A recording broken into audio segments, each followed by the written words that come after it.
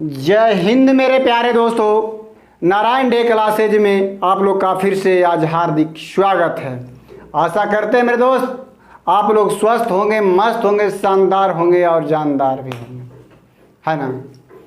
तो आज का टॉपिक व्यक्तियों के उपनाम का पार्ट 1, पार्ट 2 मैंने आप लोग को दे दिया है मेरे दोस्त, और पार्ट 3 आज फिर से आप लोग के बीच लेकर के आ गया है, जो कि आज पूरा है समाप्त।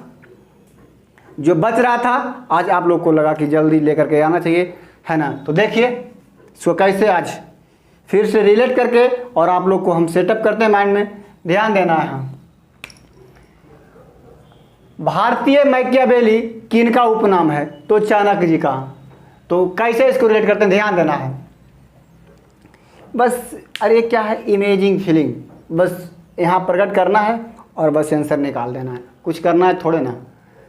तो भारतीय मैकियावेली जो किनका उपनाम है? चाणक्य का। तो कैसे इसको करते हैं? देखता है गांव घर में, कहता है ना, ज़्यादा सूझबूझ के साथ बात करो ना तब बोलता है चाणक्य नीति मत अपनाओ, चाणक्य के वाला नीति मत अपनाओ। थोड़ा सा समझदारी से अच्छा से बोल दो, तुरंत फटाक से बोल देगा। तो एक लड़की थी, वो बोल रही थी वैसे ही सूझबूझ के साथ थोड़ा सा, तो बोलता है ना, बोल रही थी। तो उनको बोला गया कि आप चाणक्य नीति क्यों अपना रही हो, चाणक्य वाली नीति क्यों अपना रही हो? तो वो बोलती है मैं क्या बोली यार, मैं क्या बोली जो आप लोग के लगा कि चाणक्य वाला नीति अपना रही हो? मैंने क्या बोल दिया ऐसा, है ना। तो मैं क्या बोली, तो मैं क्या, देखो पूरे मिल रहा है। मैं क्या बोली, बोली नहीं बोली बेली है। मैं क्या बोली जो कह रहे हो कि आप चाणक्य वाला नीति अपना रहे हो, तो मैं क्या बेली जो किनका उपनाम है? चाणक्य जी का, चाणक्य का, है ना। तो समझ में आ गया होगा मेरे दोस्त। अगला ध्यान दो, फ्यूहरर जो कि यानी कि एडोल्फ हिटलर का है। तो देखो कैसे इसको, फ्यू यानी फ्यू से फिर, यानी हर के मार दिया था कौन? हिटलर। हर के यानी पकड़ के, हर के यानी कौन मारता था? हिटलर। कौन मारता था? हिटलर। बस याद रखना, हर के कौन मारता था? हिटलर। वहाँ ऑप्शन में वो रहेगा एडोल्फ हिटलर, बस दिमाग में रखना हर यानी कि बस लास्ट पॉइंट, हर के मार दिया कौन? हिटलर। अगला ध्यान दो, वर्ड ऑफ ए1 है ना। तो ए1 ने कहता है ए1 कौन होता है? ए1 कौन होता है? तो शेक्सपियर। कौन होता है? शेक्सपियर को ए1 कहा जाता है। ए1 व्यक्ति है, ए1 व्यक्ति है। कौन व्यक्ति है? ए1 व्यक्ति कौन होते हैं? शेक्सपियर लोग, है ना। शेक्सपियर यानी कि मिलियन नहीं बल्कि बिलियन में शेक्सपियर होते हैं वो। तो विलियम शेक्सपियर। अगला, गुजरात का जनक किन्हें कहा जाता है? रविशंकर महाराज को। तो देखो कैसे इसको याद कराते हैं। गुजरात, ध्यान देना है, गुजरात इसने पकड़ना रात को, है ना। अगर रात को जो प्रकाश देगा, रात को जो प्रकाश देगा उन्हें क्या कहोगे? उन्हीं को यानी कि महान मानोगे ना। यानी दिन के तो प्रकाश तो सबको देता दे, बट जो रात को प्रकाश दिला दे आपको, है ना, रात को प्रकाश दे दे, उन्हें क्या समझोगे? महान समझोगे। तो देखो ध्यान दो, यानी गुजरात को यानी प्रकाश दे रहा था शंकर, रविशंकर दे रहा था। तो रवि मतलब क्या होता है? रवि का अर्थ होता है मेरे दोस्त प्रकाश, है ना। रवि का अर्थ क्या होता है? प्रकाश, सॉरी, है ना, रवि। तो रविशंकर है, तो रात को प्रकाश दे रहा था कौन? रविशंकर। कौन दे रहा था? रविशंकर। तो रविशंकर ने बोले मेरे दोस्त क्या है? यानी रविशंकर महाराज। अगला ध्यान दो, भारत का शेक्सपियर, इस सबको पता है ना। भारत का शेक्सपियर कौन थे? कालिदास जी, है ना, मूर्ख व्यक्ति जिन्हें कहा जाता था। भारत का शेक्सपियर किन्हें कहा गया है? यानी कि कालिदास को। अगला, भारतीय इतिहास के नृप निर्माता कौन है? जो कौन है? सैयद बंधु। अब सैयद बंधु, बस इसको कैसे याद रखना है? इसको बोलना है कि मुझे नहीं पता यार, मुझे आदि नहीं है, ठीक है, बस इसी में सब कुछ है।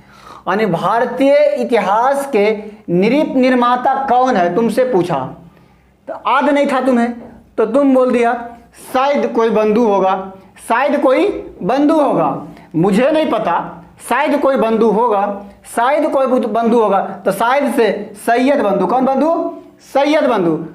देखो अगला देखो, है ना, लिटिल कारपोरल। लिटिल कारपोरल जो किनका उपनाम है? नेपोलियन बोनापार्ट के। तो ध्यान दो, देखो किसको तोड़ते पढ़ के। लिटिल, लिटिल मतलब क्या होता है? छोटा।